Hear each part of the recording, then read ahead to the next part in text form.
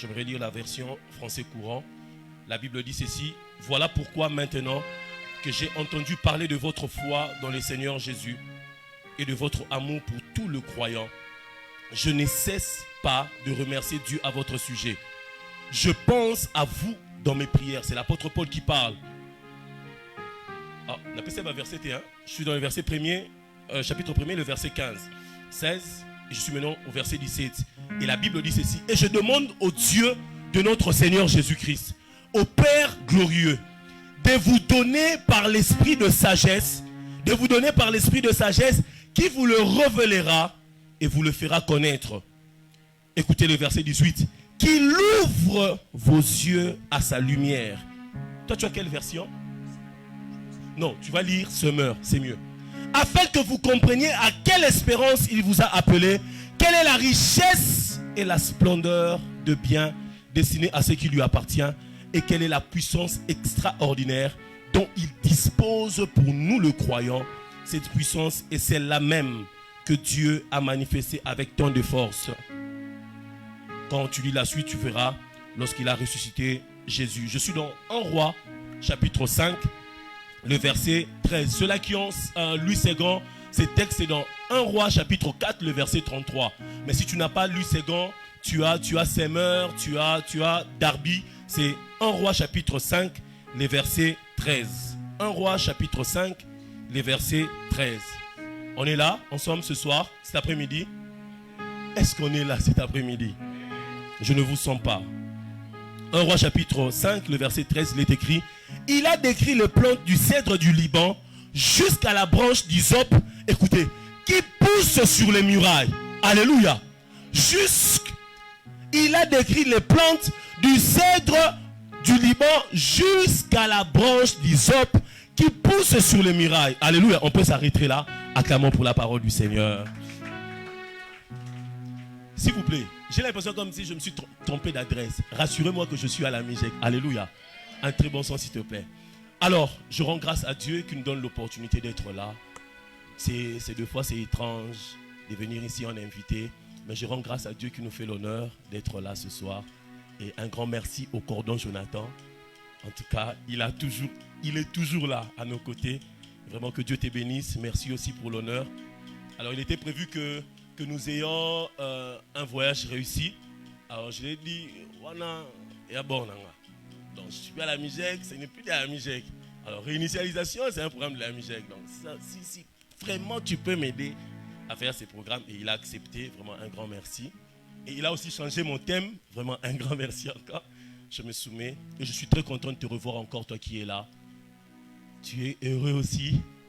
Que le nom du Seigneur soit béni. Alléluia. Alléluia. Nous sommes dans notre programme de réinitialisation. Alléluia. Comme nous le savons, c'est un programme merveilleux où on enseigne, où on parle, mais on ne s'arrête pas que dans le domaine spirituel. Nous allons même dans le domaine séculier pour être réinitialisés. Amen. Et le thème que nous allons aborder pendant ce dimanche est intitulé « Une race différente ». Alors je ne pouvais pas les définir parce que nous avons beaucoup de lois où nous allons évoquer. Mais si je peux définir c'est qui une race différente, je dirais tout simplement, c'est un groupe de personnes qui se distinguent. Alléluia. Mais pendant que je serai en train de prêcher, vous allez vous rendre compte de quelle distinction je serai en train de faire allusion. Alléluia. Alléluia. De quelle distinction je serai en train de faire allusion. Je ne parle pas des hommes parce qu'il y a beaucoup d'hommes, il y a même ceux-là qui sont dans l'occultisme qui se distinguent. Mais ils ne sont pas de la race différente. Alléluia. Et pendant que nous serons en train de parler ensemble avec les Écritures, nous allons découvrir qu'est-ce que c'est une race différente. Alléluia. Nathan, tu peux rentrer et m'aider à lire. Nous sommes dans Ephésiens. C'est notre texte de base, mais avant d'aborder Ephésiens, je suis d'abord dans 1 Roi. La Bible nous parle de la manière dont Salomon a parlé de tous les arbres. Mais ce que j'aime, c'est une chose très particulière. La Bible dit ceci, Salomon, il a décrit les plantes. Mais la Bible nous dit qu'il a décrit les plantes en commençant du cèdre de Liban jusqu'à la branche d'hysope. Si tu as une autre version, tu peux m'aider à lire ce texte. Si tu as Ségan, lui Ségan, c'est mieux. Afin que nous comprenions. Alors je suis déjà en train de poser mes bases. 1 Roi chapitre 5. Non, tu restes alors dans Éphésiens. Moi, je prends 1 Roi chapitre 5. C'est pour que nous puissions juste comprendre. Parce que c'est un détail que nous allons utiliser à la fin. 1 Roi chapitre 5, il est écrit. Il a parlé sur les arbres depuis le cèdre de Liban jusqu'à l'hysope qui sort de la muraille. Et vous allez vous rendre compte que l'hysope est une plante différente de toutes les autres plantes. Parce que comme nous le savons, on a étudié, pour qu'une plante grandisse mieux, il faut que sa sémence soit enterrée dans le sol. Alléluia. Mais ici, la Bible nous donne une précision. La Bible dit, l'hysope ne sort pas du sol, mais l'hysope sort de la muraille. Alléluia. Tu peux rentrer maintenant dans Éphésiens. Dans les textes que nous avons lus dans Éphésiens, l'apôtre Paul parle des témoignages qu'il a reçus des chrétiens d'Éphèse. Alléluia. Quelqu'un est là ce soir avec moi. L'apôtre Paul parle du témoignage qu'il a reçu. La Bible dit dans le verset 17, tu peux commencer à lire. Afin que le Dieu de notre... Le verset 15 plutôt. Tu peux commencer à lire par le verset 15. C'est pourquoi moi aussi, ayant entendu parler de votre foi, Ensuite, Seigneur Jésus et de votre charité pour tout le ciel. Ayant entendu parler de leur foi et de leur amour. Et vous allez remarquer avec moi que les témoignages que l'apôtre Paul a entendus, il n'a pas seulement entendu parler de leur foi, des chrétiens d'Éphèse, mais il a aussi entendu parler de leur amour. Ce n'est pas un amour où les chrétiens avaient envers Dieu, non. Mais c'est un amour où les chrétiens avaient envers le croyant. Alléluia. Alors, d'entrée des choses, j'aimerais dire à quelqu'un, bien-aimé dans le Seigneur, on ne peut pas parler d'une race différente sans pour autant parler de la foi et de l'amour. Alléluia. Ce sont des choses indispensables que nous devons avoir pour bénéficier de toutes les choses que je serai en train de dire après. L'apôtre Paul commence d'abord par se rendre compte du témoignage qu'il a entendu des chrétiens d'Éphèse. Il a dit, ayant entendu parler de votre foi, ayant entendu parler de votre amour. Mais pourquoi, bien-aimé dans le Seigneur? Parce que la foi nous connecte à Dieu et l'amour nous connecte aux hommes. Alléluia. Tu ne peux pas bénéficier de tout ce que je serai en train de dire, de tout ce que je serai en train d'évoquer, si tu n'as pas ces deux choses, la foi et l'amour. Alléluia. La foi et l'amour vont constituer pour nous pendant ces 2 dimanches le socle de toutes les colonnes que nous serons en train de lever. Tout ce que je serai en train de dire après ne seront que des choses complémentaires. Mais bien aimés dans le Seigneur, si nous voulons être une génération différente, si nous voulons être une race différente, nous devons avoir ces 2 choses, la foi et l'amour. Alléluia. Alléluia. Mais l'apôtre Paul ne se limite pas là. On y va, on continue le verset 16. Je ne cesse de rendre grâce pour vous, faisant mention de vous dans mes prières, afin que le Dieu de notre Seigneur Jésus-Christ, que le Dieu de notre Père, le Seigneur Jésus-Christ, le Père de gloire, vous donne un esprit de sagesse et de révélation. On s'arrête là. Vous allez remarquer que l'apôtre Paul ne se limite pas seulement par entendre parler de leur témoignage. Il a entendu parler de leur témoignage. Après cordon, il fait la prière à Dieu. La même prière que l'apôtre Paul a fait pour les chrétiens d'Éphèse. J'aimerais prier Dieu aussi pour sur vos vies. Que Dieu vous donne par son esprit la sagesse afin de le connaître. Alléluia. L'apôtre Paul parle de la sagesse et de la révélation afin de connaître Dieu. Bien-aimé dans le Seigneur, si ces 2 éléments n'étaient pas importants plutôt, l'apôtre Paul n'allait pas faire mention de cela.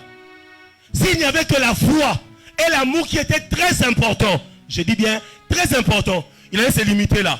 Il allait se limiter seulement en ayant entendu parler de votre foi et de votre amour. En tout cas, soyez bénis. Mais après cela, il a dit, je prie le Père de notre Seigneur Jésus-Christ, qui possède la gloire, qu'il vous donne par son esprit, qu'il vous donne quoi? Qu'il vous donne la sagesse et la révélation. Pourquoi? Quelqu'un me pose la question, pourquoi? Posez-moi la question là. C'est tout simplement, bien aimé dans les Seigneurs. Parce qu'il ne nous suffit pas seulement d'avoir la foi et l'amour. Lorsque Dieu nous appelle, il nous appelle à bien plus de choses. Bien aimé dans les Seigneurs, Dieu ne t'appelle pas seulement à venir à l'église et c'est fini. Mais Dieu t'appelle à accomplir de grandes choses ici sur la terre. Bien aimé dans les Seigneurs, celui qui a la sagesse comprendra ce que Dieu veut par rapport en son temps. Et celui qui a la révélation de Dieu rencontrera aussi la révélation de sa vie. Je parle à quelqu'un. Lorsque les disciples plutôt, ils ont rencontré le maître. Après avoir reconnu qu'il était le maître, et ensuite le maître leur a dit, je ferai de vous des pêcheurs d'hommes. D'abord, ils ont reconnu qu'il était le maître. En d'autres termes, ils ont reconnu qu'il était établi au-dessus de toutes choses. Et après, la personne qui a été établie, leur a maintenant révélé ce à quoi ils étaient appelés à faire. Alléluia. Alléluia. C'est lui qui a la révélation et la sagesse rencontrera Dieu. Et c'est lui qui rencontre Dieu saura sa mission en son temps, au temps où Dieu l'a placé sur la terre. Qu'est-ce qu'il doit accomplir et qu'est-ce qu'il doit faire? Est-ce que je parle à quelqu'un? C'est lui qui rencontre Dieu, c'est lui qui découvre la sagesse et la révélation de Dieu, devient une source de bénédiction pour sa génération. Je parle à quelqu'un. On continue, Nathan. Et qu'il illumine les yeux de votre cœur pour que vous sachiez. Et qu'il illumine les yeux de votre cœur. Regardez la logique de l'apôtre Paul. Il a d'abord entendu parler de leur foi et de leur amour. Ensuite, il a demandé à Dieu de leur donner la sagesse et la révélation.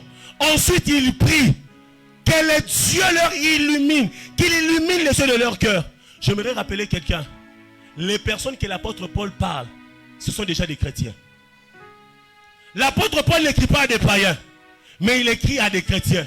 En d'autres termes, il est possible de venir à l'église sans pour autant avoir les yeux de ton cœur illuminés.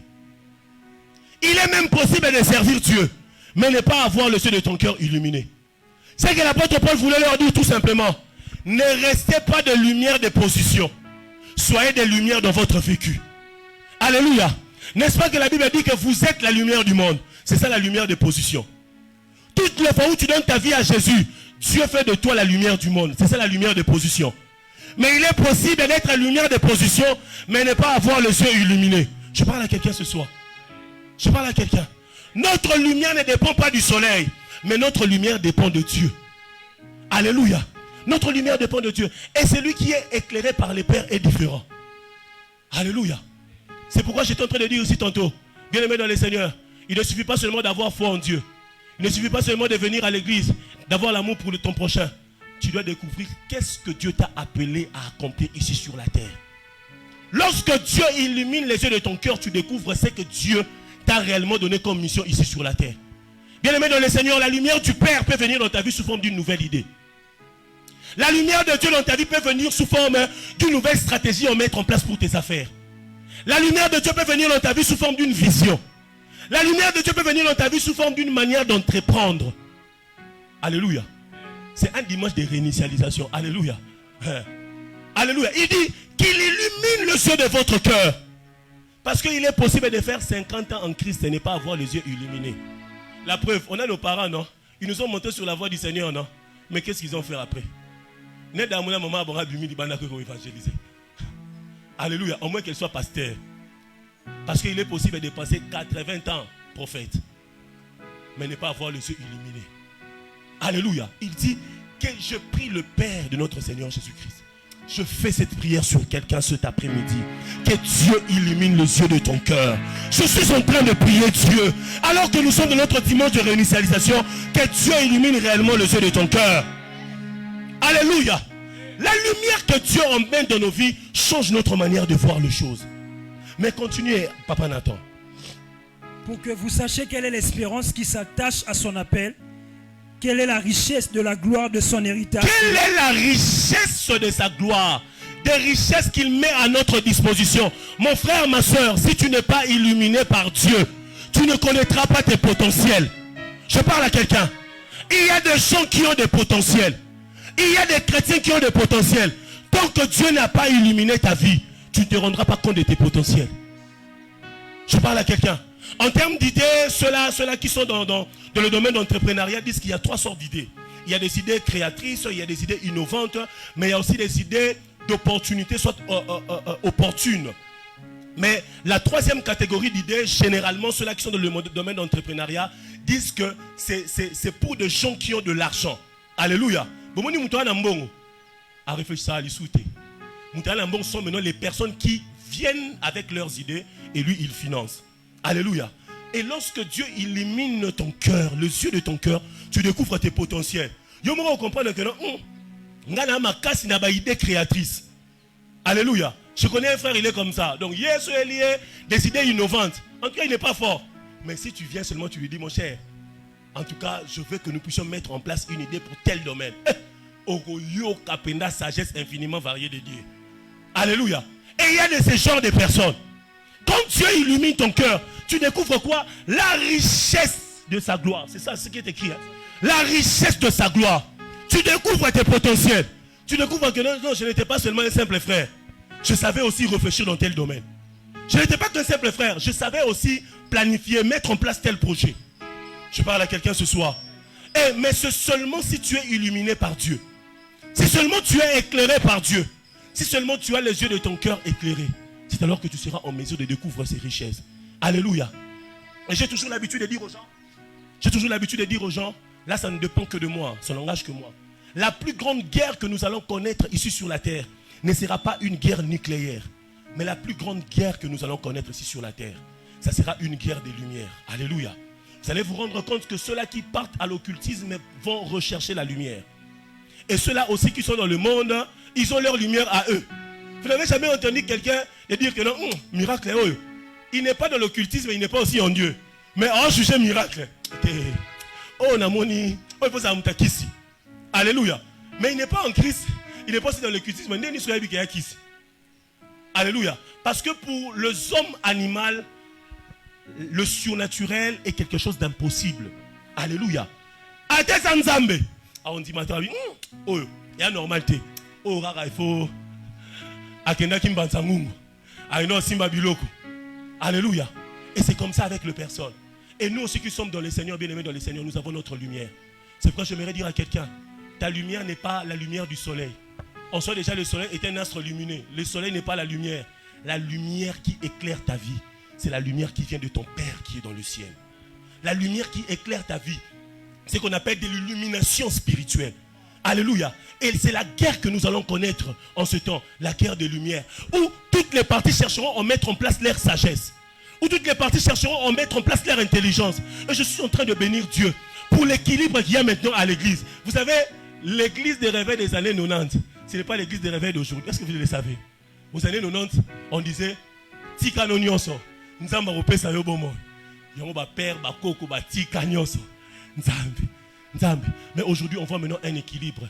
L'évangile est annoncé, mais on voit aussi des chrétiens entreprendre.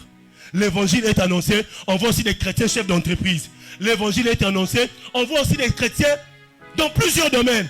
Mais c'est que je soupire après le Saint-Esprit que nous voyons maintenant des chrétiens dans le domaine des inventions. Bien-aimés dans le Seigneur, ça c'est le soupir de mon cœur. Je rêve de voir un Elon Musk chrétien. Quelqu'un qui est capable de mettre son argent pour une invention. Bien-aimés dans le Seigneur, je ne sais pas si c'est votre soupir, mais moi c'est mon soupir. Et je serais fier de dire réellement celui-ci c'est un chrétien. Alléluia. Alléluia, c'est ça la guerre de lumière. Et si vous lisez bien la parole de Dieu, vous allez vous rendre compte. Même la libération des enfants d'Israël en Égypte, c'était une guerre de lumière. C'était des rapports de force. Il fallait démontrer qui était dans les véritables. Et si vous lisez bien la parole de Dieu, vous allez vous rendre compte que tout le premier fléau, toutes les interventions de Dieu en Égypte par Moïse, sous forme de fléaux, avaient touché d'abord le domaine de la créature qui était vénérée par les Égyptiens. Vous allez vous rendre compte que parmi les fléaux, Dieu a atteint le Nil. Dieu a atteint les bétails, les taureaux, les vaches et le bœuf. Parce que c'était des choses qui ont été divinisées en Égypte. C'était une guerre de lumière. Alléluia. Est-ce que je parle à quelqu'un ce soir? C'était une guerre de lumière. Il fallait démontrer qui était le plus puissant. Jusqu'à ce que même les magiciens des pharaons, ils ont dit non. Ça c'est le doigt de Dieu. Ils ont dit ça c'est le doigt de Dieu. Je parle à quelqu'un. Je parle à quelqu'un. En ce temps, nous devons être des chrétiens qui sont illuminés par la lumière du Christ. Et j'aimerais dire à quelqu'un ce soir, la lumière de Christ triomphe toujours. J'aimerais dire à quelqu'un ce soir, la lumière de Christ triomphe toujours. Alléluia. Alléluia. Et revenons toujours à notre texte. Paul, après avoir prié par l'Esprit que Dieu leur donne la sagesse et la révélation, il dit que Dieu illumine les yeux de leur cœur. Nathan, tu peux lire le verset 19. Et qu'elle est envers nous, qui croyons l'infinie grandeur de sa puissance, se manifestant avec efficacité par la vertu de sa force. Arrête-toi là. Vous allez vous rendre compte, lorsque Dieu illumine les yeux de ton cœur, tu ne découvres pas seulement tes potentiels. Mais lorsque Dieu illumine les yeux de ton cœur, tu découvres quoi? Rentre dans le premier verset, tu découvres quoi? Le verset 1? Non, toujours le verset 19. Et qu'elle est envers nous qui croyons l'infinie grandeur de sa puissance. Lorsque Dieu éclaire les yeux de ton cœur, tu découvres aussi l'infinie grandeur de la puissance de Dieu. Je parle à quelqu'un ce soir. C'est un dimanche de réinitialisation. Alléluia. L'infinie grandeur de la puissance de Dieu. On continue, Nathan. Se manifestant avec efficacité par la vertu de sa force. Tu lis quelle version? La version Louis II. Louis II. On continue avec la version Louis II. Le verset 20. Il a déployé en Christ en le ressuscitant de mort et en le faisant asseoir à sa droite. Arrête-toi là. Vous allez vous rendre compte, l'apôtre Paul dit ceci. Lorsque Dieu t'illumine, tu ne découvres pas seulement tes potentiels, mais tu découvres, la version Seigneur dit ceci, l'extraordinaire grandeur de la puissance de Dieu. Et l'apôtre Paul dit ceci. Je vais très bien expliquer ça pour que mon apôtre Paul a trop doctrinal. C'est que l'apôtre Paul voulait tout simplement dire, ceci. Lorsque nous plaçons notre foi en Dieu, alléluia, Dieu déploie une puissance. Il parle de l'extraordinaire grandeur de la puissance. Dieu les déploie pour tous ceux-là qui placent leur foi en Dieu. Mais il dit ceci. Vous voyez la même force que Dieu déploie lorsque nous plaçons notre foi en lui. Hein? C'est la même foi, c'est la même puissance qu'il avait déployée le jour où il a ressuscité Jésus d'entre les morts. Je parle à quelqu'un. Donc c'est-à-dire, même quand tu pries pour que Dieu te donne le pain, si tu as la foi dans ce que tu demandes à Dieu, la même puissance que Dieu déploie pour te donner le pain, c'est la même puissance qu'il avait déployée le jour où il a ramené Jésus d'entre les morts. Alléluia. Et l'apôtre Paul voulait maintenant que les chrétiens, que nous puissions comprendre ça. Alors, quelquefois, lorsque Dieu vous illumine, vous ne comprenez pas la puissance que vous détenez. Alléluia. Et il dit, cette puissance-là, Dieu a déployé la même puissance le jour où il a ressuscité Jésus. Et c'est la même puissance que Dieu t'a donnée. C'est la même puissance que Dieu nous a donnée. N'est-ce pas que nous sommes une race différente? N'est-ce pas que nous sommes une race différente? Pas seulement tu seras en train de découvrir tes potentiels et de les mettre en place, mais tu seras en train d'opérer avec une puissance extraordinaire. Alléluia. Mais si seulement tu places ta foi en Jésus. Est-ce que je parle à quelqu'un ce soir? Je parle à quelqu'un. J'aime toujours associer ce texte avec 1 Pierre chapitre 2, le verset 9. Parce que j'ai l'impression que l'apôtre Paul, de fois, il est trop doctrinal. 1 Pierre nous explique de manière simple. Pierre nous explique de manière simple. C'est que l'apôtre Paul voulait dire dans Éphésiens. 1 Pierre chapitre 2, le verset 9. Vous, au contraire, vous êtes une race élue. Vous êtes une race élue. Un sacerdoce royal. Un sacerdoce royal. Une nation sainte. Une nation sainte. Un peuple acquis. Un peuple acquis. Afin que vous annonciez le vertu de celui qui vous a appelé des ténèbres à son admirable lumière. Afin que vous annonciez quoi? Les vertus. Dans la version Seigneur, la Bible déclare, afin que vous célébriez bien haut les œuvres merveilleuses de celui qui vous a appelé. Mon frère, ma soeur, c'est même la raison pour laquelle je te dis ce soir, tu es une race différente. Parce que Dieu t'a mis à part afin de célébrer ses œuvres merveilleuses. Mais j'aime la version anglaise. La version anglaise ne parle pas des vertus. La version anglaise ne parle pas des œuvres merveilleuses. Mais la version anglaise parle de l'excellence. Mon frère, ma soeur, Dieu t'a fait quitter du ténèbre à la lumière afin que tu sois un ambassadeur de l'excellence. Dieu t'a fait quitter du ténèbre à la lumière afin que tu, en toi, dans ta vie, dans tout ce que tu entreprends, dans tout ce que tu fais, dans tes études, que tu sois excellent. Bien-aimé, excellent dans à l'université, excellent dans les affaires, excellent dans le travail, excellent dans les ministères. Je parle à quelqu'un. Bien-aimé, Dieu n'a pas fait tout ce travail pour que nous puissions désirer de petites choses. Dieu n'a pas fait tout ce travail pour que nous puissions désirer du miette. Mais Dieu a fait tout ce travail pour que nous puissions désirer les choses qui sont liées à l'excellence. Quelle est l'excellence que tu dois accomplir? Quelle est l'excellence que tu dois réaliser? Bien-aimé dans le Seigneur, au monde de Zabongo, Dieu t'a appelé à vivre une vie d'excellence. Dieu t'a appelé, même dans ton petite affaire là que tu fais, à être excellent. Dieu t'a appelé, bien-aimé, vous savez qu'il y a ce type d'organisation où il y a une entreprise, mais ils sont excellents. Je parle à quelqu'un. C'est ça la pensée de Dieu. Il n'a pas beaucoup d'argent, mais il est excellent. Très excellent dans ce qu'il fait. Très excellent dans ce qu'il entreprend. Excellent en tout. Alléluia. Et c'est même la raison pour laquelle nous avons quitté du ténèbre à la lumière. C'est pour refléter l'excellence de Dieu. Vous savez, moi s'il y a une personne qui m'a appris l'excellence, c'est ma mère. Ma maman, moi, l'excellence, je n'ai pas appris ça dans les ministères. Elle, quand elle voit la saleté, en tout cas, on a un problème. Donc, elle ne jure pas. Mais là, des paroles là, si elle lance sur ta vie, tu peux commencer à intercéder. Alléluia. Et c'est ça l'excellence. Même jusqu'à aujourd'hui, j'ai cultivé ça en moi. J'ai cultivé ça en moi. L'excellence, frère. Si même une maman peut influencer la vie de son enfant, à combien plus forte raison Dieu? Bien-aimés dans les Seigneurs, nous sommes appelés à vivre dans l'excellence. Tu es appelé à t'habiller excellemment. Vous voyez mon ami là, qui est là, il est prophète. En tout cas, lui, c'est mon modèle de l'excellence. Lui là, partout il va. Hier soir, on me met place, moi, c'est excellent. C'est mon cher, non, ton fan a raté. C'est l'excellence. Il faut désirer ça. C'est ça même la nature de Christ. Tu es en Christ, tu as été illuminé par Dieu. Et puis tu es sale. Non, tu n'as pas été illuminé. Tu es chrétien seulement. Tu es la lumière des positions, mais tu n'es pas illuminé par Dieu. Alléluia. Alléluia. Je parle à quelqu'un. Mon frère, toi qui... Mon frère, si tu as encore des déficits de ce côté-là, ce soir, Dieu va illuminer les yeux de ton cœur. Est-ce que je parle à quelqu'un? Maintenant, tu peux reprendre ta place. Sois seulement là et je vais t'utiliser. Alors, rapidement, 4 lois à appliquer pour être un homme différent, qui a des capacités différentes. Ce sont ces 4 lois que nous allons aborder pendant ces 2 dimanches. 4 lois. Aujourd'hui, faute de temps, nous allons parler de 2 lois. Et le dimanche prochain, nous parlerons de 2 autres lois. 4 lois à appliquer pour être un homme différent, qui a des capacités différentes. Quelqu'un est béni cet après-midi? Nous sommes dans notre dimanche des réinitialisations. Alors la première loi, c'est la loi de la persistance. Dis après moi, la loi de la persistance. Si tu veux être une race différente, tu dois premièrement connaître cette loi, la loi de la persistance. Matthieu chapitre 14. Maintenant tu vas lire avec moi. Matthieu 14, 23 jusqu'à 30. Matthieu chapitre 14, 23 jusqu'à 30. C'est mieux de lire dans la version Louis II. C'est mieux.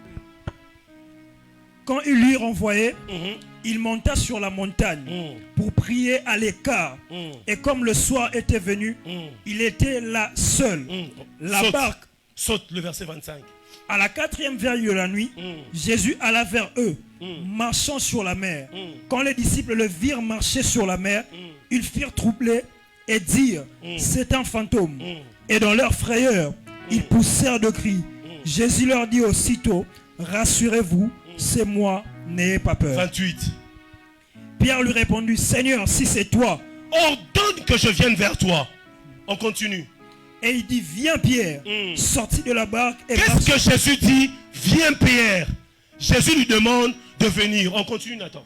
Mais voyant que le vent était fort. Voyons que le vent était fort. C'est-à-dire, ce n'est pas seulement Pierre qui avait vu que le vent était fort. Même Jésus avait vu que le vent était fort. On continue. Il eut peur. Et comme il commençait à s'enfoncer, il s'écria, Seigneur, sauve-moi.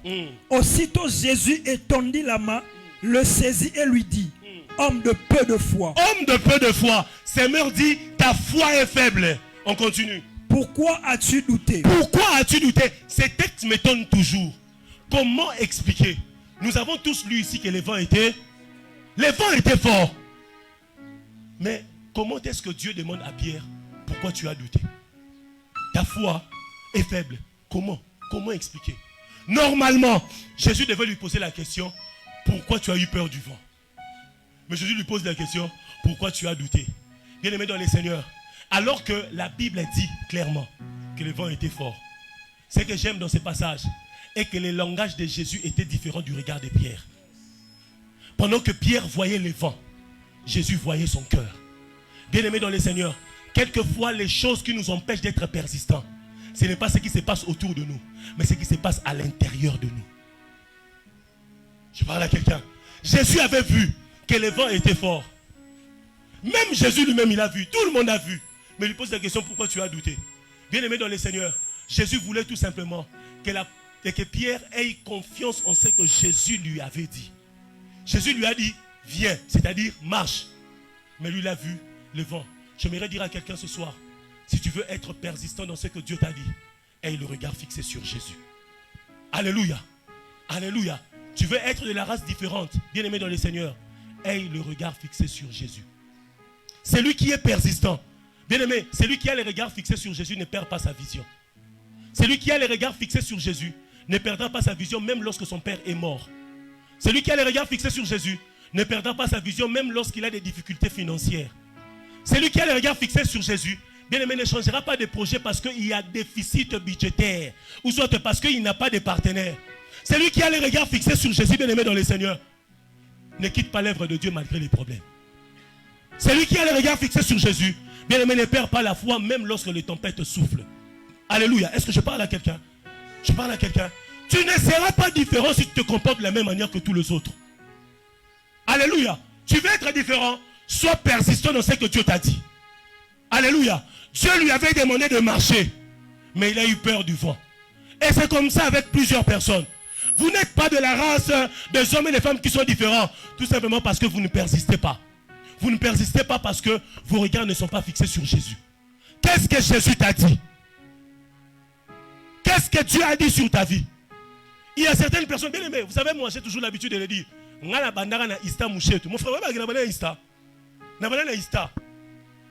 j'ai commencé à l'Ista, mais je priais Dieu. Parce que j'avais un ami, Jean-Mathieu, il est maintenant en France. À cette époque-là, lui, il était chrétien. Donc nous, à cette époque-là, on était encore tout feu, tout flamme. Et Jean-Mathieu me disait toujours, mon cher, yo Ista, yo à mon collège, ici à place Nayoté. Tu dois prier. Je n'avais pas la foi comme je l'ai aujourd'hui. Hein. Mais à cette époque-là, quand même, je me mettais à prier Dieu. Je demandais à Dieu, Seigneur, oriente-moi, dirige-moi. Mais une nuit, pendant que je dormais, j'ai vu quelqu'un me montrer l'Institut national du bâtiment public. La première fois où j'ai vu l'INBTP, c'était dans un rêve. La première fois où j'ai mis mes pieds à l'INBTP, c'était dans un rêve. Et le matin, je suis allé voir mon père, je lui ai dit, je dois quitter l'ISTA. Oh, pourquoi? Je lui ai dit, Dieu m'a dit que je dois aller étudier à l'INBTP. Imaginez-vous maintenant, bah, foutagi déjà. $250 à l'époque. Parce qu'il faut l'ISTA, ok, l'INBTP. C'est comme ça que je suis parti. Mais là-bas, l'INBTP, j'ai rencontré des difficultés. J'ai l'habitude de dire qu'il y a des problèmes et des problos. J'ai rencontré des problos là-bas. Deux 47%. Hein? Quelqu'un qui est venu du collège, qui avait l'habitude de faire des 60 quelques. J'ai pris mon diplôme d'état, j'ai reçu, j'ai décroché mon bac avec 63%. Je suis allé à l'NBTP, embrouillement. Moi j'ai fait 47%. Bon, j'avais pris d'autres chemins que je ne vais pas dire du haut de la chair pour passer, mais je sais passer. Mais j'avais rencontré des difficultés. C'était quelqu'un d'autre. Je veux dire non. J'emballe mes affaires, je rentre à l'ISTA. Mais tellement que Dieu m'avait dit, même au milieu de troubles, j'avais des regards fixés sur Jésus. Même à cette époque-là, je ne connaîtrais pas Jésus. Mais au moins, je savais au moins pas guérir même au milieu de la tempête. Mais dans le Seigneur, qu'est-ce que Dieu t'a dit? Qu'est-ce que Dieu a dit sur ta vie? Qu'est-ce que Dieu a dit sur tes projets? Qu'est-ce que Dieu a dit sur tes affaires? Bien-aimé dans le Seigneur, tu veux être une personne différente, persiste dans ce que Dieu t'a dit. Bien-aimé, dans Juge chapitre 8, le verset 4, la Bible nous montre comment est-ce que Gédéon avait toutes les raisons afin d'abandonner. La Bible dit que Gédéon était fatigué. Mais la Bible dit, fatigué, mais poursuivant toujours. Il était fatigué avec ses hommes, mais il poursuivait toujours l'ennemi. Bien-aimé, si vous lisez la parole, vous allez vous rendre compte que l'ennemi d'Akimaki. Mais tellement Dieu les avait dit, je livre entre vos mains ce roi. Il a dit, même si nous sommes fatigués, je vais toujours continuer à poursuivre. J'aimerais dire à quelqu'un, bien-aimé dans le Seigneur, ne te fatigue pas, ne te lâche pas, poursuis toujours, continue toujours, persiste, parce que Dieu t'a dit, accroche-toi à ce qu'il t'a dit. Alléluia. Il y a de ces gens aujourd'hui, bien-aimé dans le Seigneur, au début de l'année, vous vous êtes fixé des objectifs. Non, en tout cas, Dieu augmente ma vie de prière. Cette année, Seigneur, je vais investir. Cette année, Seigneur, je vais faire ceci, cela. On en est où? Tu es où? N'est-ce pas que tu as abandonné? J'aimerais te dire ce soir, même si cette année tu ne l'as pas fait, si c'est Dieu qui t'a dit ça, si c'est Dieu qui t'avait convaincu de faire ça, si c'est Dieu qui avait placé cette conviction dans ton cœur, bien-aimé dans le Seigneur, n'abandonne pas. Même l'année prochaine, fais tout pour recommencer ce que tu n'as pas fait cette année. Je parle à quelqu'un. Nous sommes dans notre dimanche de réinitialisation. Recommence cela même l'année prochaine. Dieu sera toujours là. Alléluia. Malheureusement, nous sommes dans un pays où on n'a pas de modèle de persistance. Le Congo, on n'a pas de modèle de persistance. Même ceux-là qui ont aujourd'hui l'argent, peu de gens ont écrit des mémoires. Parce que même eux-mêmes savent que non. Même l'argent que j'ai gagné là, j'ai gagné de manière malhonnête. Alléluia. Un pays de 80 millions d'habitants. Il y a une association des influenceuses. Une association des influenceuses qui est dirigée par un travesti. Un pays de 80 millions d'habitants où on n'a pas de modèle de persistance, mais on a des modèles de vol. Un pays de 80 millions d'habitants où on n'a pas de modèle de persistance, mais on a des modèles de gens qui apparaissent chaque jour sur les réseaux sociaux. Net Mikolo, il y a bâgement, bah, mis sur le colo. Oh, c'est vrai, mis sur le colo, on a 4 sentiments. 80 millions d'habitants, pas de modèle de persistance. Alléluia. Sur les 80 millions, c'est que moi j'ai vu seulement 2. Entre ciel et terre, d'un merveilleux écrivain, Simon Diasoloa. C'est quelqu'un qui est né dans la période coloniale. Et pendant cette période-là, pour être pilote, en tout cas, il fallait que Dieu fasse grâce, que les colons puissent t'accepter pour être pilote. À cette époque-là, il n'y avait pas de noir pilote. Mais il est le tout premier noir pilote de la République démocratique du Congo. Et il a écrit son mémoire, Entre ciel et terre, un merveilleux livre. Et c'est lui-même qui a ramené Mohamed Ali de Paris jusqu'ici à Kin. Et même Mohamed Ali n'arrivait pas à digérer qu'il était piloté par un noir.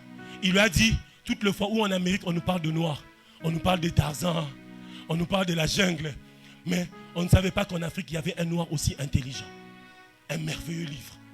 Et la deuxième personne, le deuxième mémoire que j'ai vu, je n'ai pas encore lu, c'est du village à la République d'Alexis Tamboué. Mais j'aurais aussi appris récemment que Mbanda, il était un dignitaire à l'époque de Mobutu. Lui aussi, il a écrit un livre. Regardez seulement, dans un pays de 80 millions d'habitants. Pas plus de 10 mémoires, pas plus de 10 livres autobiographiques. Mais dans un pays de 80 millions, on n'a que des TikTokers et des TikTokeuses. Tout le monde, jour après jour, veut apparaître sur les réseaux sociaux pour gagner de l'argent. On veut gagner de l'argent facile. Alléluia. On n'a pas de modèle de persistance. Mais malheureusement, cet après-midi, Dieu est en train de susciter une nouvelle génération. Une génération qui sera différente. Dieu est en train de susciter une nouvelle race. Une race qui sera différente. Une race qui sera un modèle pour des générations futures. J'aimerais dire à quelqu'un, plus tard, il y aura des gens qui vont s'inspirer de ton histoire. J'étais en train de dire à quelqu'un, il y aura des gens qui vont s'inspirer de ton modèle d'investissement. C'est pourquoi j'aimerais te dire, n'abandonne pas. Persiste dans ce que tu fais.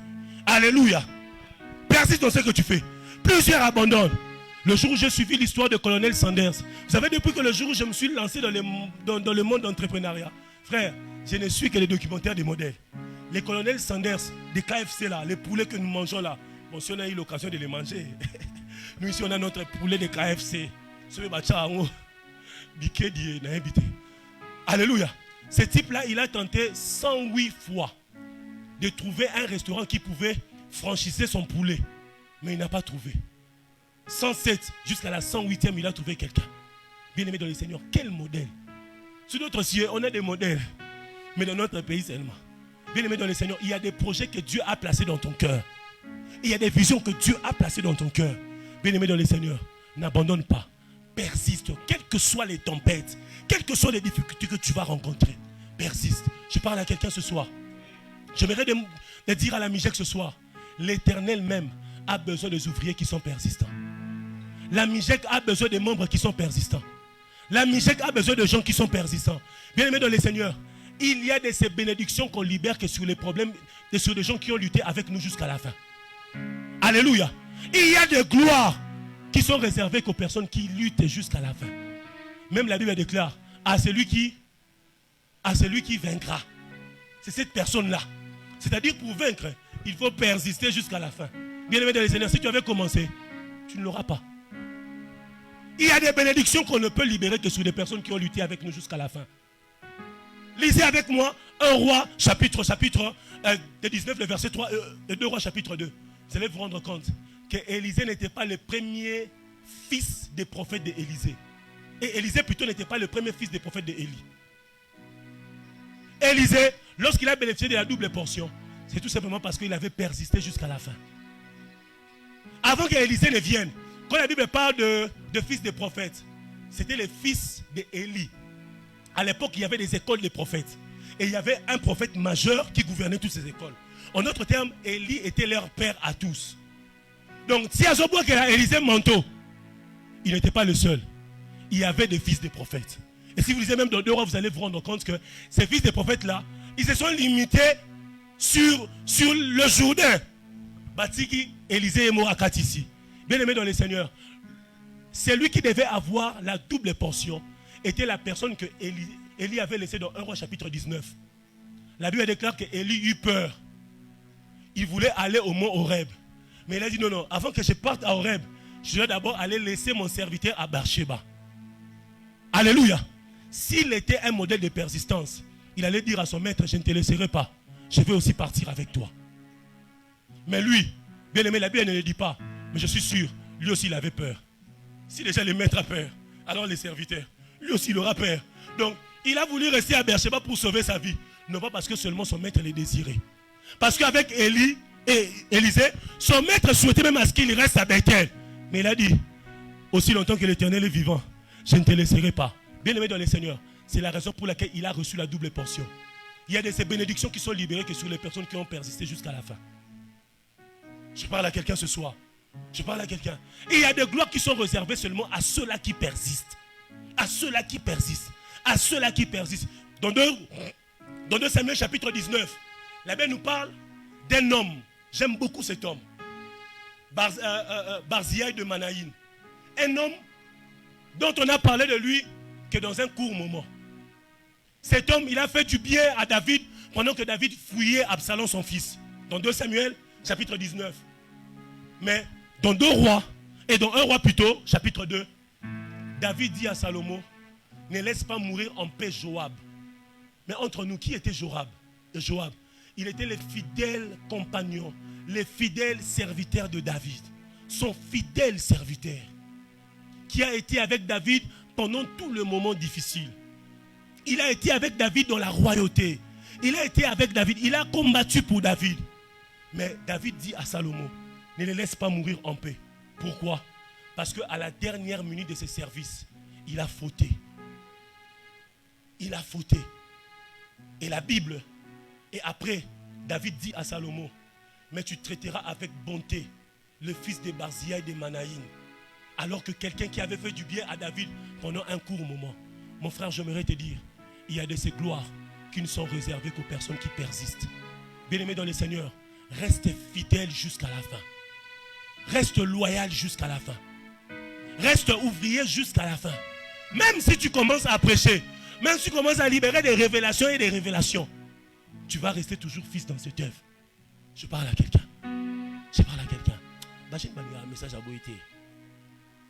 Alors la grande question que nous devons nous poser, comment peut-on persister? Comment peut-on persister et ne pas perdre la vision? Nathan va lire avec nous Hébreux chapitre 12, le verset 1er et le verset 2. Hébreux chapitre 12, le verset 1er et le verset 2. La Bible déclare, nous donc aussi, puisque nous sommes environnés d'une si grande nuée de témoins. Arrête-toi là, Nathan, s'il te plaît. Nous aussi qui sommes environnés d'une si nuée de témoins. Passe maintenant dans le verset 2. Ayant le regard sur Jésus. Stop-toi. Arrête-toi, Nathan. Gardons le regard fixé sur Jésus. Je l'ai dit ici, si tu veux persister, bien aimé dans les Seigneurs, nous devons garder le regard fixé sur Jésus. Mais si la Bible nous demande de garder le regard fixé sur Jésus, en d'autres termes, il est possible aussi de détourner le regard de Jésus. Alléluia. Mais comment persister et ne pas détourner le regard de Jésus si nous sommes environnés d'une si grande nuée de témoins? Alléluia. Je parle à quelqu'un. Si nous sommes environnés d'une si grande nuée de témoins. Et qui est cette nuée de témoins? Ce sont des gens qui ont vécu la même réalité que toi, mais qui sont sortis vainqueurs. Qui est une si grande nuée? Ce sont les personnes qui œuvrent dans le ministère, qui ont passé par des temps difficiles et qui ont réussi dans le ministère. Ce sont ces gens-là qui sont des nuées de témoins. Qui est une si grande nuée de témoins? Ce sont ces gens-là qui sont passés par des moments difficiles, mais Dieu les a fait grâce. Ils sont montés et ils ont prospéré.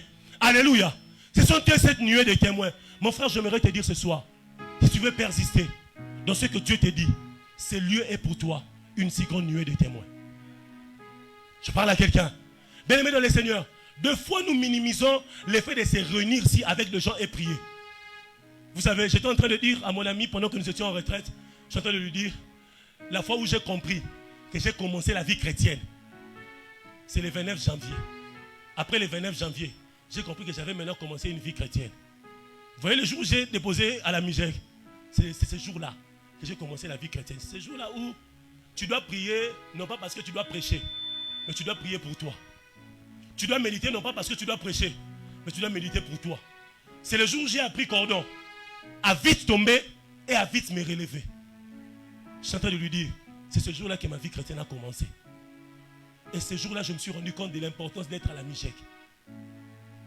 Je parle à quelqu'un. Je parle à quelqu'un. J'ai passé par des moments difficiles, même quand nous sommes rentrés en retraite avec lui. J'ai passé par des moments de trouble. Rien ne marchait.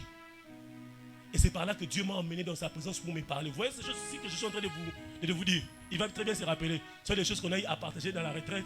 Ce sont des choses que Dieu m'a dit ça à la retraite. Et je suis sorti avec ça. C'est d'abord une parole pour moi. Vous voyez aujourd'hui dans ma chambre, j'ai environné ma chambre de paroles. Je sais, ici à Kinshasa, même si je n'ai pas une nuée de témoins, de gens qui peuvent m'inspirer dans le monde des affaires, de gens qui peuvent m'inspirer dans les ministères, je sais au moins j'ai des paroles écrites dans la Bible qui sont pour moi une nuée de témoins. Tout le jour, lorsque je me réveille, je regarde ces paroles. L'Éternel est mon berger, je ne manquerai de rien. Je me lève, je commence à déclarer ces paroles. Tous les jours à 5 heures juste, Natcha Allah mon téléphone pour me rappeler ce que je dois être dans la vie et la personne que je dois devenir dans la vie. Je sais que peut-être dans ma famille, je n'aurai pas une nuée de témoins, un modèle à qui je peux m'appuyer pour dire que non, cette personne m'inspire. Mais je sais que dans la parole de Dieu, j'ai des paroles qui m'inspirent. J'aimerais dire à quelqu'un, sois environné de gens qui seront capables de tressaillir l'enfant qui est au-dedans de toi. Sois capable d'être environné de gens qui seront capables de booster ta foi. Sois capable d'être environné de gens qui ne seront pas là pour t'affaiblir, mais qui seront là pour t'aider à monter et à monter encore. Je parle à quelqu'un ce soir. C'est pourquoi mon frère, sois environné d'une nuée de témoins. Même si tu n'as pas de modèle, frère, dans la parole de Dieu, il y a des textes qui sont pour nous une nuée de témoins. Déclare-les tous les matins. Déclare-les tous les jours. Déclare-les à chaque instant. Je parle à quelqu'un. Je parle à quelqu'un. Et la deuxième loi, c'est par là que nous allons finir. La deuxième loi, pour être une race différente. Aidez-moi avec le papier mouchoir. J'ai l'impression comme si c'est un papier mouchoir qui est contre moi. La deuxième loi, c'est la loi du désir ardent. Dis après moi, la loi du désir ardent. Néhémie chapitre 2, le verset 18. La Bible dit ceci. Je leur raconté ensuite comment la main bienveillante de mon Dieu avait agi pour moi avec bonté. Et je leur rapportais ce que l'empereur m'avait dit. Écoutez ceci. Ils s'écrièrent aussitôt. Lèvons-nous. Effectuons les travaux de reconstruction. Ainsi, ils prirent courage pour réaliser cette belle œuvre. La Bible nous parle de Néhémie. Néhémie avait un désir ardent. Le désir ardent de Néhémie était de rebâtir les temples. Alléluia. Alléluia. Était de rebâtir le temple. Son désir ardent a produit les fardeaux. Son désir ardent a produit aussi la force. Vous allez vous rendre compte que la Bible dit ils eurent la force de rebâtir parce qu'il avait un désir ardent et ce désir a produit en eux les fardeaux. Ce désir a produit en eux la force. J'aimerais dire à quelqu'un, tant que tu ne désires pas, tu seras tout le temps en train d'abandonner. Je parle à quelqu'un. Tant que tu ne désires pas, tu seras tout le temps en train d'abandonner. Les désirs ardents que tu as produira en toi de nouvelles idées. Alléluia. J'aime une chose que Raoul Wafo a dit. Il a dit, l'orientation de vos pensées sont inspirées par vos motivations. L'orientation de tes pensées seront toujours inspirées par les choses dont ton cœur désire. Bien-aimé dans le Seigneur, malgré l'opposition qu'avait rencontrée Néhémie, il n'avait pas abandonné. Malgré l'opposition qu'avait rencontrée Néhémie, ils avaient réalisé leur œuvre. Dans Néhémie chapitre 4, le verset 11, la Bible déclare ceci. Ceux qui étaient occupés à rebâtir la muraille et ceux qui étaient portés ou chargés les fardeaux travaillaient d'une main et de l'autre main, ils portaient les armes. J'aimerais dire à quelqu'un, c'est lui qui a les désirs. D'un côté, il sera en train de travailler pour que cette chose-là ne meure pas. De l'autre côté, il sera en train de protéger cette chose. Alléluia. Tu ne peux pas me dire que tu as un désir ardent d'une chose. tant que tu ne sais pas travailler cette chose. Tu ne peux pas me dire que tu as les désirs ardents d'une chose tant que tu ne sais pas protéger cette chose. Bien-aimé dans le Seigneur, il y aura des personnes qui viendront dans ta vie, non pas dans le but de te détourner de Dieu, mais dans le but de détourner tes idées de leur accomplissement. Je parle à quelqu'un. Il y aura des personnes qui viendront pour te décourager. Dieu t'a dit, mais il m'aurait dit que non. Ah, c'est Dieu, mais ah non. Ça en tout cas, Akin. Mon cher, Anakin, et Simbate, bien aimé dans le Seigneur, qui t'a dit que l'icône a yende au Simba. Et ça, l'icône a mouto a ébissé au Simba, né au Simba. Alléluia. Tant que tu as les désirs ardents, tu vas commencer à travailler comme dans Néhémie. D'une main, tu travailles, et de l'autre main, tu es en train de protéger cela. Je parle à quelqu'un. Mais le problème avec nous, plusieurs, vous avez des idées passagères. Plusieurs, vous avez des pensées passagères. Peu, vous avez des idées qui sont nourries. Je parle à quelqu'un. Même lorsque la Bible dit que Dieu est celui qui donne infiniment au-delà de ce que nous pensons et demandons. Je parle à quelqu'un. Quelqu'un connaît ce texte, non? Vous pensez que c'est que les pensées là, Dieu donne infiniment au-delà de ce que nous pensons. Ce sont des pensées qui sont passagères. Non. Quand la Bible dit Dieu fait infiniment au-delà de ce que nous pensons et demandons, ce sont des pensées qui sont nourries par la réflexion, par les recherches et par la prière. Je parle à quelqu'un. Dieu ne peut pas te donner des ressources où il sait que tu vas les gaspiller. Il ne pourra pas le faire. Et plusieurs personnes ici, vous avez des idées qui sont passagères. La preuve, tout ce que tu avais écrit pour 2024, et ça, autant dit ça, Kaya Batosomba 2000 francs. Place Kouto Tchangopé et éviter. Nombreux au début de l'année, vous avez écrit des choses. Moi, cette année, je serai chef d'entreprise. Moi, cette année, je vais me marier. Moi, cette année, je vais. Je vais me cuire. Je vais remonter que l'ongouba. Alléluia. Où sont ces idées aujourd'hui? Plusieurs, ce sont des idées qui sont passagères. Et il y a qui n'aura après se volatiliser. Et il y a qui n'aura après cueillir. Mais Dieu fait infiniment au-delà de ce que nous pensons. Les pensées là sont des idées qui sont réfléchies. Des idées qui sont nourries. Des idées qui sont accompagnées par la prière.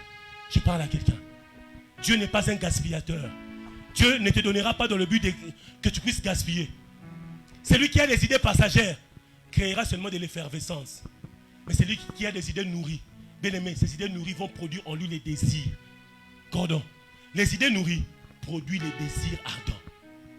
C'est pourquoi j'aimerais dire à quelqu'un ce soir, ne baisse pas les bras, même dans le séculier, mon frère, aie un désir ardent. Bien aimé, ce soir, j'aimerais nous poser la question, Mijek, alors que je suis en train d'atterrir. Quelles sont les choses qui bouillonnent dans vos cœurs? Quelles sont les choses qui bouillonnent dans ton cœur? Quelles sont les choses qui bouillonnent dans ton cœur? Quels sont les désirs qui produisent en toi la foi? Vous savez, il y a ces désirs ardents qui nous poussent à faire des prières en esprit. J'aimerais dire à la Mijek ce soir, Mijek, vous devez désirer de nouvelles choses. Tant que vous ne désirez pas de nouvelles choses, vous ne serez pas différent de l'ancienne génération. Tant que vous ne désirez pas de nouvelles choses, vous ne serez pas différent de nous. De la pensée de Dieu, lorsque Dieu parle de la relève, il ne parle pas de la compétition. Il ne voit pas la compétition. Lorsque Dieu voit la relève, il voit la complémentarité. J'aimerais vous dire, votre mission en cette saison, c'est de désirer de nouvelles choses. Ce sont des choses dont le cordon ne doit pas être le seul à désirer. Vous tous, vous devez les désirer. Néhémie n'était pas le seul à avoir des désirs ardents. Même tout le peuple désirait ardemment. Je parle à quelqu'un. Il y a une génération pour le désert. Il y a une génération pour manger la manne. Mais aussi une génération pour entrer en Cana. Vous êtes de la génération de Cana, mon frère. Vous devez désirer embellir ces lieux. Vous devez désirer étendre cette œuvre. Ça ne doit pas être seulement un désir du cordon. Ça ne doit pas être seulement un fardeau du cordon. Mais ça doit être votre fardeau à tous. Tout celui qui est membre de cette œuvre doit désirer l'extension de cette œuvre. Vous êtes de la génération de Cana. Ceux-là qui ne mangent pas la manne, mais ceux-là qui mangent le fruit du pays. Mon frère, ma soeur, le temps est arrivé pour vous de désirer des choses ardemment. Le temps est arrivé pour nous. Je crois que j'en parlerai le dimanche prochain. Lorsque je parlerai de la loi sur l'enrichissement et l'assistance divine. Je parlerai de ces choses aussi. Vous devez désirer ces choses autant que votre coordonnateur. Vous êtes tous appelés à bâtir cette œuvre.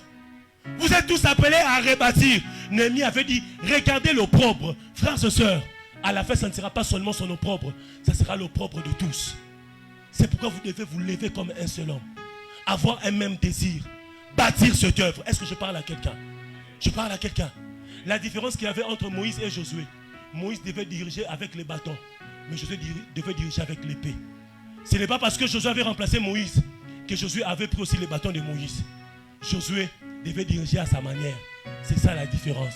Mon frère, ma soeur, l'heure est arrivée pour nous afin d'avoir un seul désir. De rebâtir cette œuvre. De conquérir cette nation. N'est-ce pas que nous sommes la mission internationale? Nous devons rebâtir et conquérir. Alors, la question que nous devons nous poser, comment faire? Comment faire pour que notre désir ardent produise de résultats escomptés? Que faire? Bien-aimé dans le Seigneur, j'aimerais te dire que les désirs que tu as doivent produire des résultats escomptés. Ton désir ardent doit produire des résultats. Bien-aimé dans le Seigneur, si ton désir ne produit pas de résultats, tu ne seras pas différent des autres. Tu ne seras pas les premiers à désirer. Il y a des hommes et des femmes qui ont désiré, mais qui n'ont pas eu ce qu'ils ont désiré. Mais si tu veux que tes désirs produisent de fruits, bien-aimé dans le Seigneur, avant de passer à l'action, commence par la prière. Néhémie n'a pas seulement désiré, mais avant de passer par l'acte, Néhémie est allé prier. J'aimerais dire à quelqu'un, il y a de ces choses que tu vas désirer à Dieu. Tu veux être millionnaire, tu veux impacter dans le ministère, tu veux être différent des autres, tu veux entreprendre et réussir. Bien-aimé dans le Seigneur, apprends à faire des prières en esprit. Je parle à quelqu'un. Apprends à faire des prières en esprit. Parce que plus tu seras en train de désirer de grandes choses, tu rencontreras un obstacle qu'on appelle les réalités spirituelles. Dans ta famille, il y a des réalités spirituelles. Dans ton quartier, il y a des réalités spirituelles. Là où tu seras en train de travailler ou d'exercer ta profession, il y a des réalités spirituelles. Et le seul moyen où tu peux percer les réalités spirituelles et vivre le surnaturel, c'est lorsque tu pries en esprit. J'aimerais dire à quelqu'un, il y a des temps où tu désires tellement beaucoup de choses. Lorsque tu es dans la présence de Dieu, tu ne sais pas par où commencer. Tu manques de langage. Tu perds de langage. Tu ne sais pas annoncer un menine. Tu désires tellement beaucoup de choses. Bien-aimé, j'aimerais te dire, plus tu seras en train de désirer de grandes choses et qu'il va te manquer de langage, prie en langue. Prie en langue. Prie en langue. Je parle à quelqu'un. Je ne dis pas que c'est mal de prier en esprit. C'est bien de prier et plutôt en intelligence. C'est bien. Mais lorsque tu pries en intelligence, il y a une vérité que peu de gens comprennent. Lorsque tu pries en intelligence pour un problème, tu pries pour ces problèmes avec la vision que tu as de ces problèmes. Si pour toi le désert est pour toi un lieu de la mort, si tu pries en intelligence, tu vas demander à Dieu, Seigneur, sauve-moi. Mais lorsque tu pries en langue, pour toi, ça ne sera pas un lieu de la mort.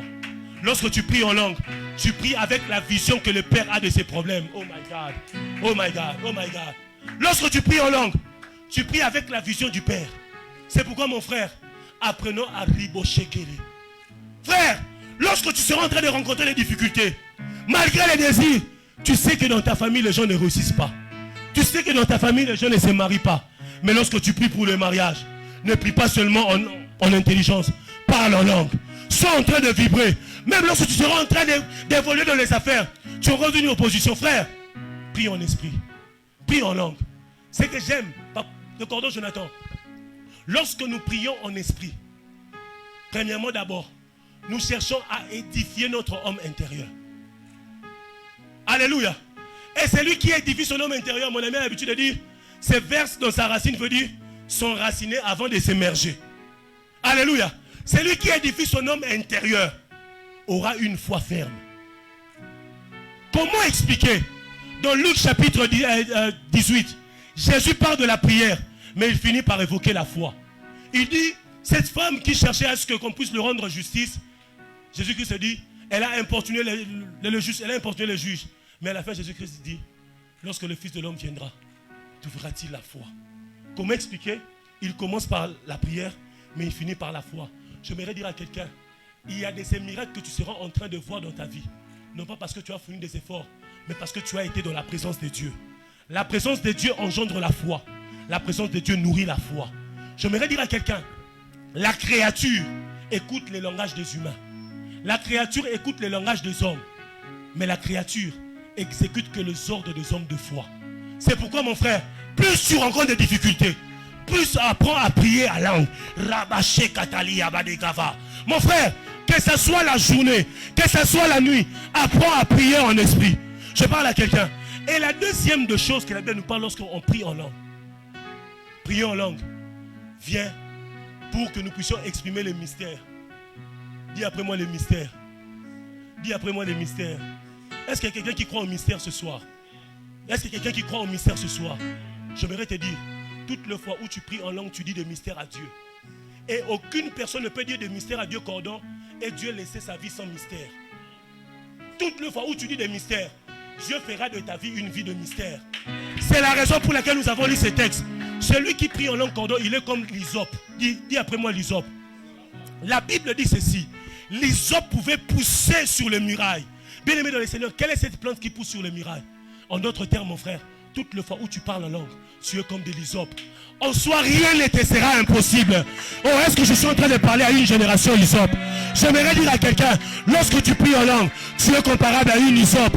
Bien aimé, j'aimerais te dire, quelles que soient les difficultés de ta famille, rien ne te sera impossible.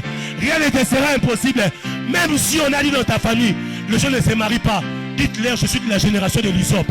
Même si on a dit qu'à Ngiringiri, le ministère ne conduise pas, dites-leur, la musique, elle est de la génération de l'hysope.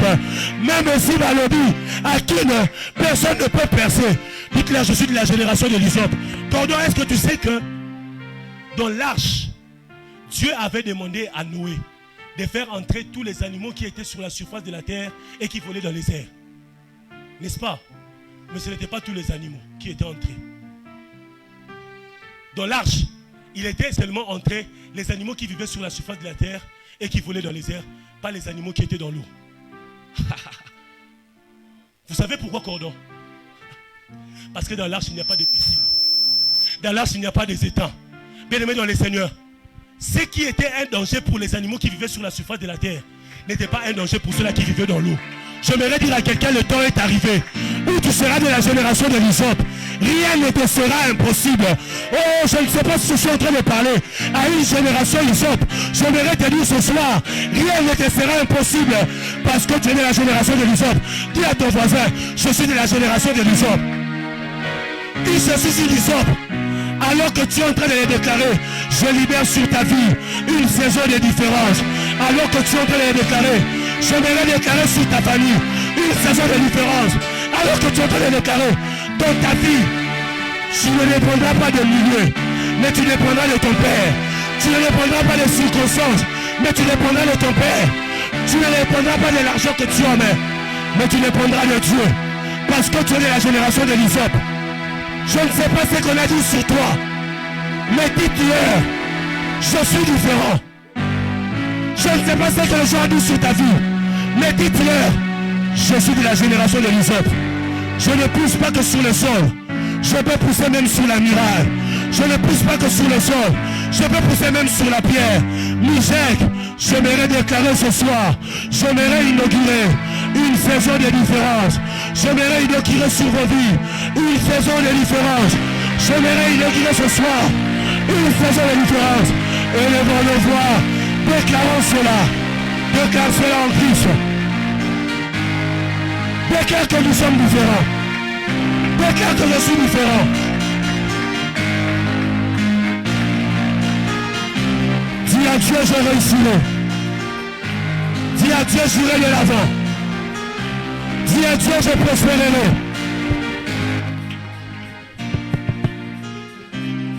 Déclare, déclare, déclare, déclare. Déclare cela, déclare. Est-ce que nous pouvons nous tenir debout? Déclarons cela, déclarons cela. Dis, je suis de la génération différente. Je suis de la race différente. Je suis une hysope. Je suis une hysope. Je peux pousser, même là où il y a des paroles négatives. Je peux pousser, même là où il y a des déclarations de malédiction. Je veux prospérer. Je veux pousser. Je veux prospérer. Je veux pousser. Je veux prospérer. Est-ce qu'on peut se tenir debout de là où nous sommes? Tenons-nous debout alors que j'invite le prophète Christ qui pendant quelques minutes Va prier pour lui, va déclarer sur nous. Shakatale anaveda. Elano shekale. Panalelo shaya. Dieu m'avait dit ce soir, ils seront en train de frayer un chemin. Il m'a dit ce soir, ils seront en train de relever une nouvelle génération.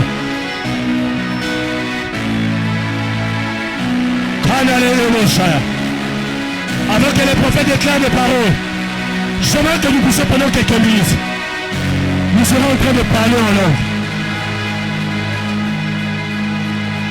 Nous serons en train de prier en esprit. Si tu ne parles pas en langue, ce jour sera pour toi le jour de ton baptême. Kalade faladusi adageva.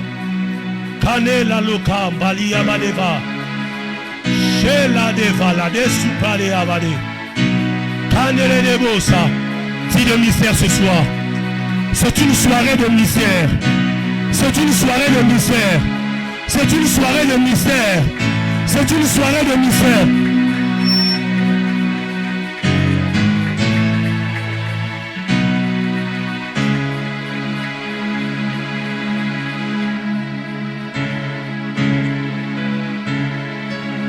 Shadadaba suapa lahazia hidega. Raso teteledeba kwa sofle hezopakiata. Rasiteledebo suapaya. Pravia balahazia palahozesh. Pravenemro faselia hazova. Pradiake sotopaya. Apravedebele hezuapalia hazoha. Ravaze pelia hagadoveze. Prafaso prahazia kida. Rasovelia hagadabahaze. Razenena pawa. Rafeso palahazia keto. Epalia hazopalia hagade. Shatata leba uapaya. Rasutelebo shada. Ratototo pailerega. Shatatai.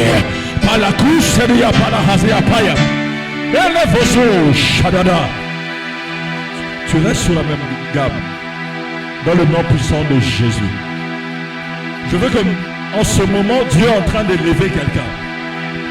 Je parle à quelqu'un en ce lieu. Je vois quelqu'un d'être élevé dans le lieu qu'il n'a jamais visité auparavant. Je vois quelqu'un bâtir des choses qu'aucune personne va mettre à terre. Je ne sais pas si je parlais à quelqu'un en ce lieu. Je ne sais pas si je parlais à quelqu'un en ce lieu. C'est pourquoi je veux quelqu'un en ce moment, par l'atmosphère qui était dégagée en ce lieu. Je veux que tu pries en langue comme tu n'as jamais prié. Est-ce que je parle à quelqu'un en ce lieu? Je veux que tu pries en langue comme tu n'as jamais prié en langue. Laisse que ta langue puisse être enflammée. Je veux que quelqu'un puisse enflammer sa langue là où tu es. Je veux que dans 3 minutes, il y a des choses qui vont se passer en ce lieu. Parce qu'en ce lieu, il y a quelque chose qui va se redémarrer. En ce lieu, quelque chose va se redémarrer. Je veux que sous l'atmosphère, que tu pries en langue comme jamais tu l'as prié. Élève ta voix maintenant. Dans le nom puissant de Jésus, parle en langue pour 2 minutes. Il y a des choses qui se passent en ce moment. Il y a des choses qui se passent en ce moment. Il y a quelque chose qui va sortir de toi. Dans le nom puissant de Jésus, élève ta voix, élève ta voix. Pour 2 minutes. Shakatakatapaoua. Ipakatakatoa. Shatai. Par la place que tu as pas la hazuba. Shatapa, le bail. Ashatapa, la kapataka. Apawa, paya, hadara. Shatapa, la katakata. Shatapa, yato, shakata. Pakato. Reçois dans le nom puissant de Jésus la grâce de Dieu qui se repose sur ta vie. Plus jamais la même. La grâce de Dieu est sur toi fortement. Que Dieu te fasse énormément du bien. Que tout ce qui résistait à ta vie puisse être déclenché maintenant dans le nom puissant de Jésus. Rapa Shakapawa Rapasovelia Hazope Rapasovelia Hazopaya Repele de Swapaya Rabademenevedia Pala Hazuapaya Rasote Tele Shatapaya Pakopala Kapakapaya Pakapakapakapaya Paya Kapawa Abaya Sapakataya Abaya Dushakataya Apakatakataka. Laisse que tout ce qui est en toi puisse sortir, puisse être dégagé dans le nom puissant de Jésus. Rapakatakatakatakataka. Ashakataya Apakaya Paya Paya Bayadai. Shaddai.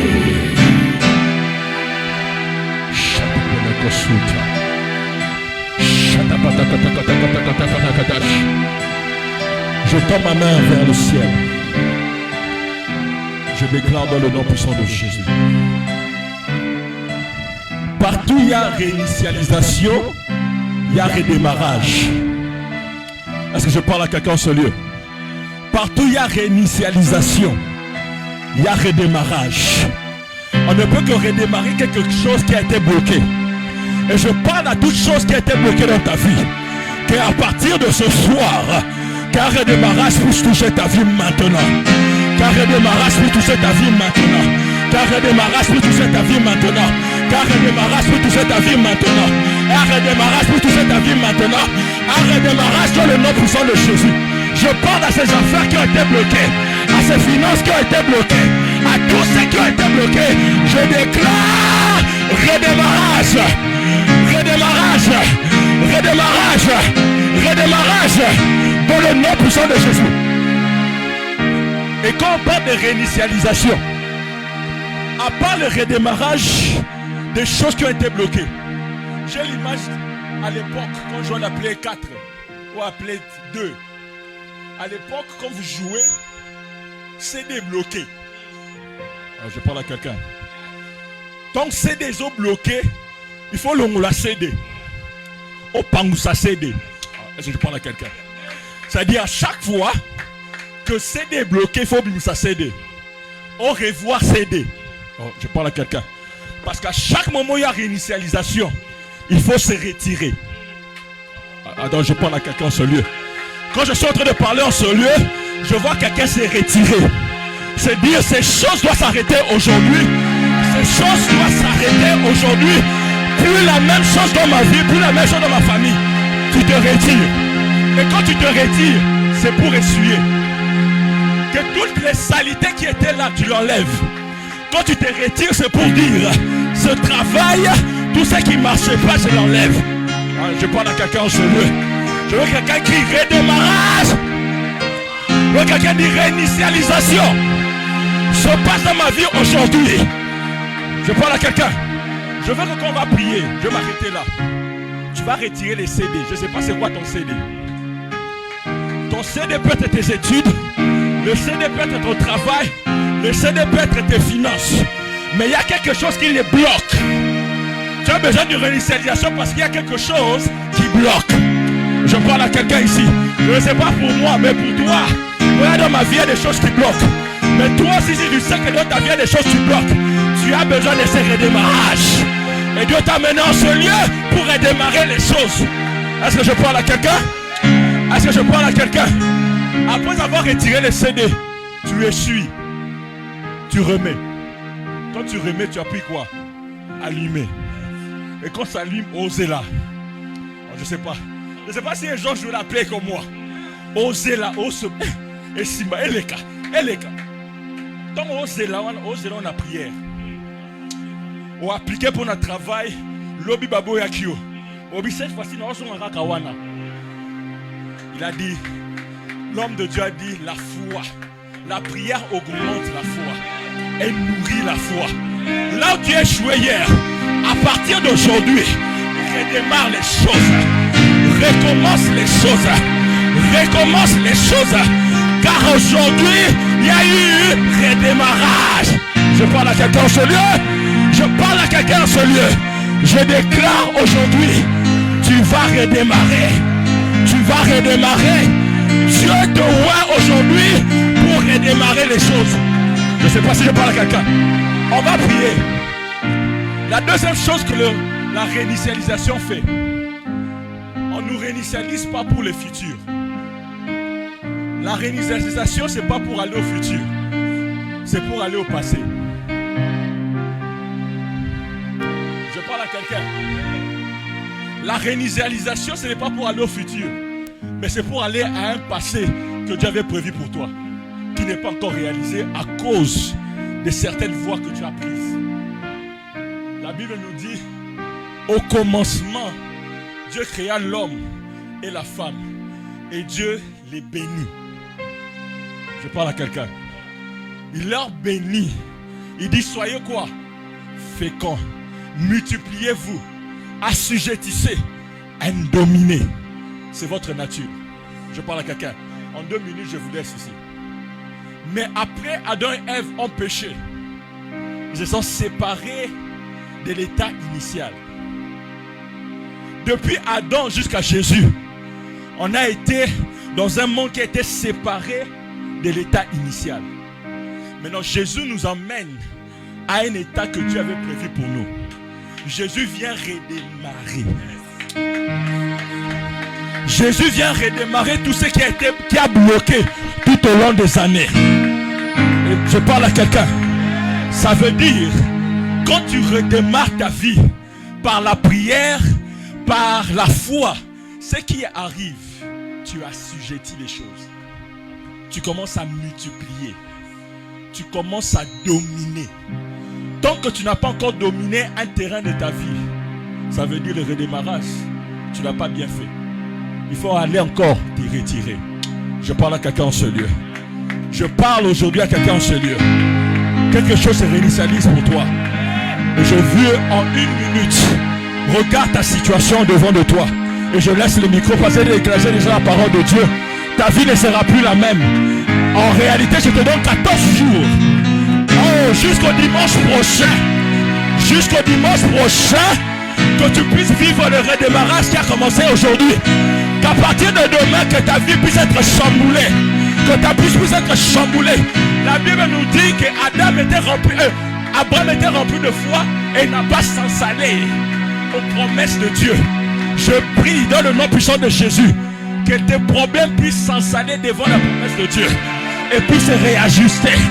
Puissent se réajuster au redémarrage pour 1 minute. Élève ta voix, lève-toi, lève-toi, lève-toi. Tu ne peux pas dans cette situation, tu es assis. Tu ne peux pas dans cette situation-là, tu es assis. Lève-toi et tu pries pour 1 minute. Prie pour le redémarrage, prie pour le redémarrage. Élève ta voix pour 1 minute. Élève ta voix et essuie les saletés. Enlève les saletés, enlève les saletés, enlève les saletés. Pour un redémarrage, élève ta voix. Shakatapaya. Paliko Shupaya. Membro Fesia Palakatoa. Membra Dia Katoa. Oh Palia Hazopa. Tu es en train de prophétiser sur ta vie maintenant. Tu prophétises. Prophétise sur ta vie, prophétise sur ta vie. Membra Via Palakatoa. Shagada. Prie Dieu. Est-ce que tu peux prier? Est-ce que tu peux prophétiser sur ta vie? Est-ce que tu peux prier? Bien-aimé, est-ce que tu peux saisir ce qui a été libéré? Prie Dieu. Bien-aimé, nous sommes en train de prier. Prie Dieu. Oh la nagabasha de Gabaya.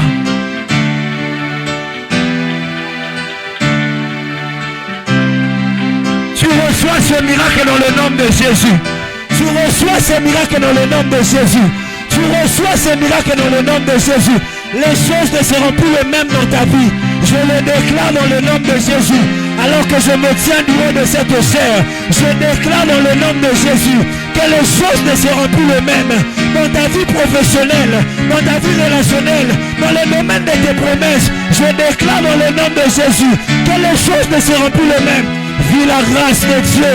Vis la grâce de Dieu. Vis un recommencement. Vis un nouveau départ. Dans le nom de Jésus. Est-ce que tu peux élever ta voix et rendre grâce à Dieu? Élève ta voix et rends grâce à Dieu. Pendant quelques secondes, en signe de foi, est-ce que tu peux rendre grâce à Dieu?